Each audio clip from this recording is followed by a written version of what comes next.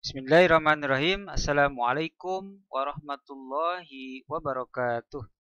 Bismillah, alhamdulillah, wala haula wala quwata illa billah. Amma ba'd.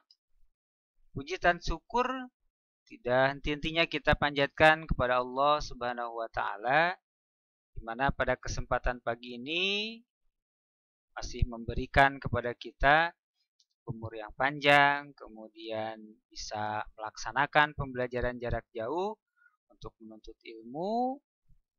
Pendidikan Agama Islam dan Budi Pekerti di pertemuan kedua semester 2 kelas 3 kita akan belajar tentang mohon pertolongan.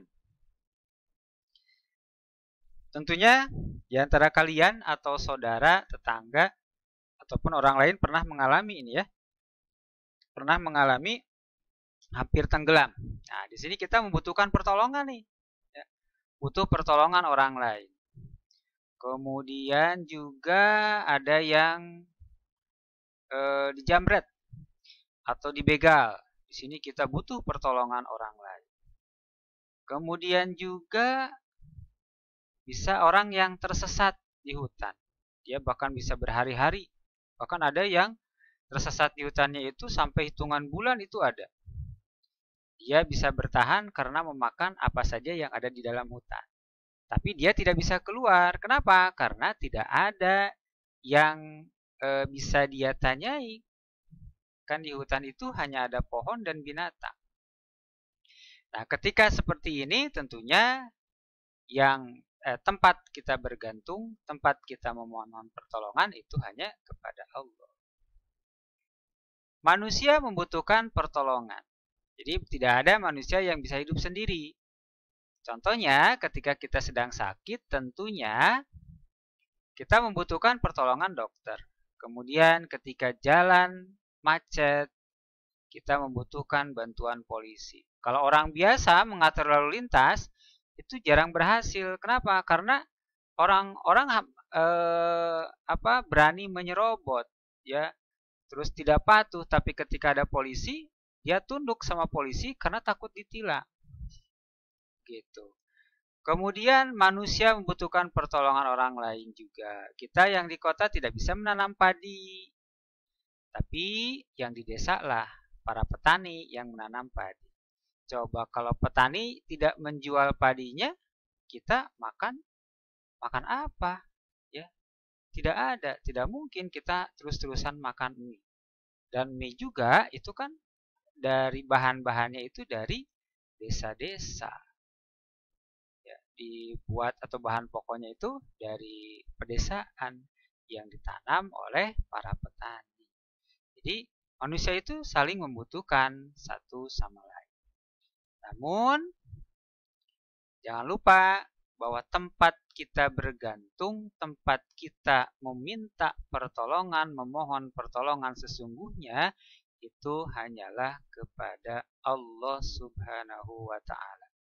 Allah yang Maha Pengasih, Allah yang Maha Penyayang, Allah yang telah menciptakan alam semesta ini.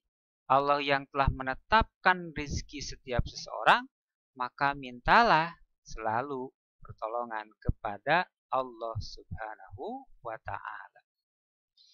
Allah berfirman di dalam Quran surat Al-Fatihah yang tentunya sudah kamu hafal ya. Iyyaka na'budu wa iyyaka nasta'in. Artinya hanya kepada Engkaulah kami menyembah dan hanya kepada Engkaulah kami mohon pertolongan. Jadi hanya kepada Allah kita menyembah, kita sholat hanya menyembah kepada Allah. Dan kita memohon pertolongan pun hanya kepada Allah. Jadi ketika minta pertolongan bukan datang ke dukun, bukan meminta ke gunung, bukan minta ke pohon, tapi kita langsung meminta pertolongan itu kepada Allah Subhanahu wa taala. Memohon pertolongan kepada Allah itu dilakukan dengan cara berdoa. Jadi bukan langsung teriak atau bikin surat meminta pertolongan kepada Allah. Ya Allah, tolong aku. Tidak seperti itu berdoa. Berdoa ada adab-adabnya. Lakukan ketika kita dalam keadaan suci, terus di waktu-waktu mustajab, waktu diijabah doa. ketika kita selesai sholat, berdoalah kepada Allah, minta kepada Allah segala sesuatu, terutama minta pertolongan agar diselamatkan dari panasnya api neraka, ya, selamat di dunia dan di akhirat. Berdoa lakukan setiap hari, setiap saat kita minta kepada Allah dalam keadaan sempit, dalam keadaan lapang, dalam keadaan kaya ataupun miskin, ketika sakit atau sehat, selalu mintalah pertolongan kepada Allah Subhanahu wa Ta'ala. Kenapa kita harus selalu memohon kepada Allah, harus selalu berdoa? Karena Allah selalu menyertai hamba-Nya yang berdoa kepadanya. Allah akan selalu menyertainya. Ud'uni astajib lakum. Kata Allah begitu. Berdoalah kepadaku, niscaya akan aku kabulkan. Kalau kita ingin dekat kepada Allah, maka berdoalah kepada Allah. Dengan cara apa? Salat 5 waktu jangan pernah tertinggal. Laksanakan salat 5 waktu karena salat itu doa. Salat itu adalah doa. Jadi ketika kamu sedang salat, kamu itu sedang berdoa, sedang meminta kepada Allah. Kita berdoa kepada Allah berarti 5 kali dalam sehari. Subuh, zuhur, asar, maghrib, isya. Itu meminta kepada Allah, meminta pertolongan, meminta perlindungan kepada Allah, ya, meminta pengampunan kepada Allah dari setiap dosa yang kita lakukan. Maka jangan sampai meninggalkan sholat 5 waktu sekalipun. Pada saat ini, kita tahu COVID-19 masih belum berakhir.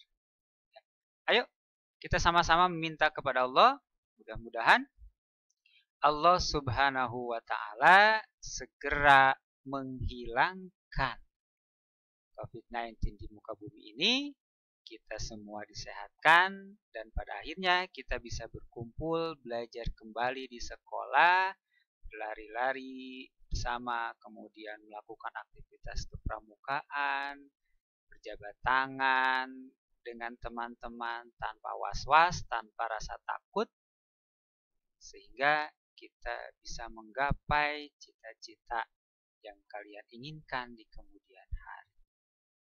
Itu saja pembelajaran kita pada kesempatan pagi ini. Kita lanjutkan di WA tentang mohon pertolongan. Jadi ingat, mohonlah selalu pertolongan kepada Allah dengan cara beribadah, dengan cara berdoa. Jangan lupa sholat 5 waktu, jangan sampai tertinggal. Terima kasih. Wassalamualaikum warahmatullahi wabarakatuh.